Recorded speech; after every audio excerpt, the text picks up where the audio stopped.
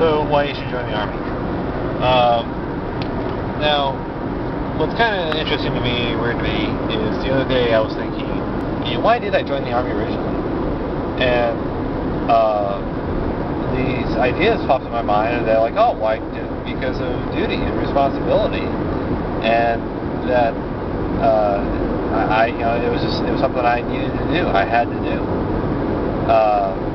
and that's when I kind of started realizing, well, wait a minute, no, that's not why I joined. It finally dawned on me that's when the brainwashing kicked in.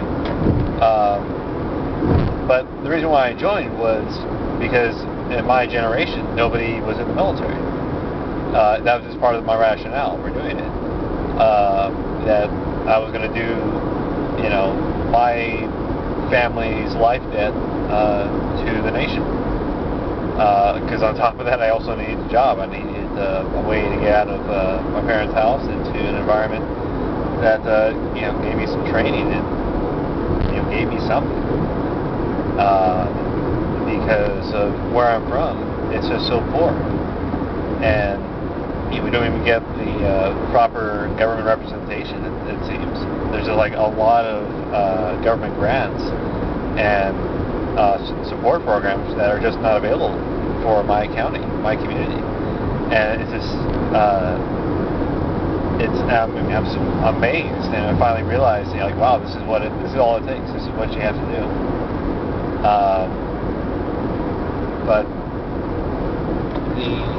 that's part of my whole other reason why you should join the military, is that it's an awakening of your senses, because when you go into the military and you kind of start becoming a cog in the machine, and that's where this other video I did talking about this guy I met going through, who he just standing information. I should have done this video earlier, but what you would have to do is stand at parade rest in these long lines and wait outside of a building to go into the chow hall, and the wait could be about half an hour. It felt like, probably more like 20 minutes, but it did feel like a long time. And the effect it had on this one guy was, and he was in my little group, my platoon, was it was very overwhelming, and he got very anxious. He felt overwhelmed, and he couldn't breathe. Now,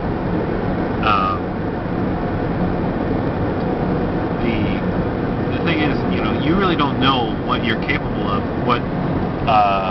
if life throws something at you, can you handle it until you do it? And the one thing to keep in mind is that you actually are very safe in the military. There's just a lot of things that can be thrown at you, and hopefully by the time you get towards the end of it, you're going to be so physically fit and developed that you will be able to handle everything that's given to you. By the way, check out the blood type diet. So if you can, try to eat according to that, because it turns out it seems like everybody who's A blood type, they get injured going through basic training, and I think the reason why is because we're eating red meat, and that's just part of it, but that's a whole other thing. So anyways, why should you join the military? I think this is one of the reasons, one of the key parts of the video I keep meaning to do is to say, if you're a guy, try for infantry, or really think of it like this. You can't really get out short of 3 years, and you can get terms that are 2 years long. So what you could do, and this is just one potential, is you go in and you say, okay, for 2 years I will be infantry, and I will just try to go for the best, the most elite infantry unit you have. And the thing is, you may not realize what you will be capable of until you try it. Because there was a guy in our basic unit, or my unit, who you go through basic training, he couldn't do a single push-up, to begin with. Which makes you wonder, how did the guy get through the one thing? But probably because he was able to do sit-ups and run.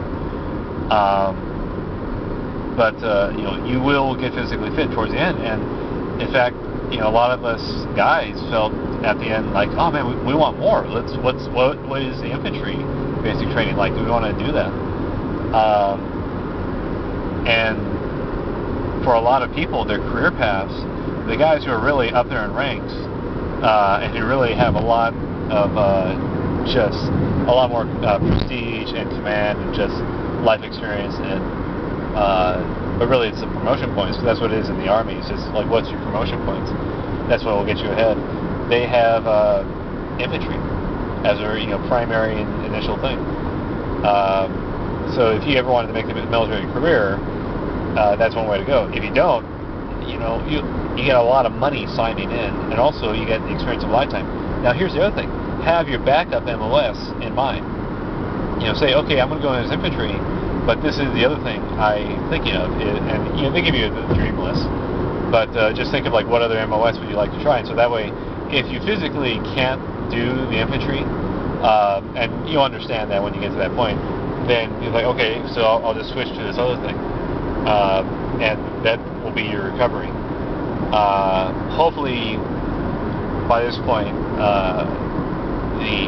all of the training sites are a bit more relaxed, a bit more, they begin to understand and realize that, look, you have to treat people like adults and give them responsibility. There's some places, man, it's like they treated the soldiers like kids, and the soldiers acted like kids. And there's other places that said, look, you can have beer in the barracks, just don't give it with the people who can't drink it. Just don't break the rules. And that's what we didn't do. We didn't break the rules. And then some idiots broke the rules. So, which happens. It's like, you get rid of those guys, bad apples, and then, a year later, then you reintroduce that thing and just hope it doesn't repeat. And then by that point, you may have like one or two soldiers who are like me, just the lame ducks who kept getting bounced around or for whatever reason, and because of injury. So it's just, when you realize that, oh man, I should have been eating red meat. But anyways,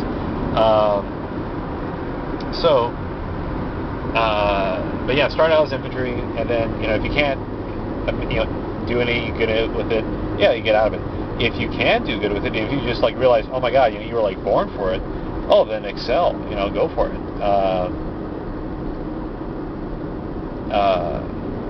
Like, just try to get as many qualifications, as many badges as you can get. Do as much training as you can, and just don't stop. Just like really focus on all of that, and just see how much of a living weapon you can make yourself. But you're just you kind of open yourself up to a lot of opportunities down the road because of those various things you do. And there's also like the social aspect, and that's just the big thing about the military, and especially the Army right now, is just people relate to you socially based on what you have done in the past. And in the Army, it's also it's recognized on your uniform.